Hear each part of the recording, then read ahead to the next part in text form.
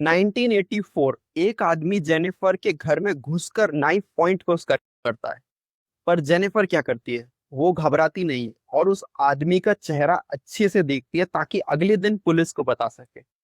अब अगले दिन पुलिस आती है। पुलिस उसे कुछ पिक्चर्स बताती है और पूछती है क्या इसमें से कोई था। तो जेनिफर बोलती है हाँ ये वाला। पुलिस फिर से पूछती है आर यू श्योर। जेनिफर बोलती है यस, पॉजिटिव। फिर ये मैटर कोर्ट में जाता है, कोर्ट में केस चलता है और जो कल्प्रेट जेनिफर ने बताया था उसे सजा हो जाती है। अब 10 साल आगे आ जाते हैं। अब 10 साल बाद डीएनए टेस्ट करवाया जाता है और डीएनए टेस्ट में ये पता चलता है कि भाई ये तो वो आदमी है ही नहीं जिसने ये कांड किया था। काफी इंटरेस्टिंग केस था ना। पर ऐसा हुआ क्यों? ध्यान से सुनना दोस्तों, ये साइकोलॉजी का एक बहुत ही इंटरेस्टिंग फिनोमेना है जिसको कहते हैं रिकंस्ट्रक्टिव मेमोरी।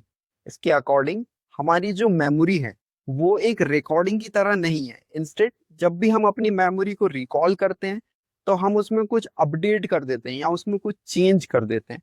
जैसे कि जेनिफर के केस में शायद उसने जो देखा वो बिल्कुल सही था, लेकिन धीरे धीरे उसका दिमाग उसकी मेमोरी को बदलता गया।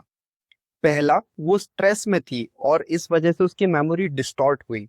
सेकंड, पुलिस ने उसकी मेमोरी को दोबारा से कंफर्म किया। और तीसरा कि बार बार लोगों के द्वारा जो कंफर्मेशन मिलता गया उसके कारण उसकी मेमोरी और स्ट्रांग होती।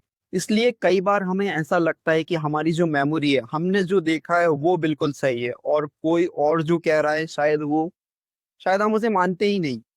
लेकिन कई बार हम गलत चीजें भी इतनी बार देख लेते हैं कि हमें वो ही सही लगने लगती है। क्या आपके साथ भी कभी ऐसा हुआ है?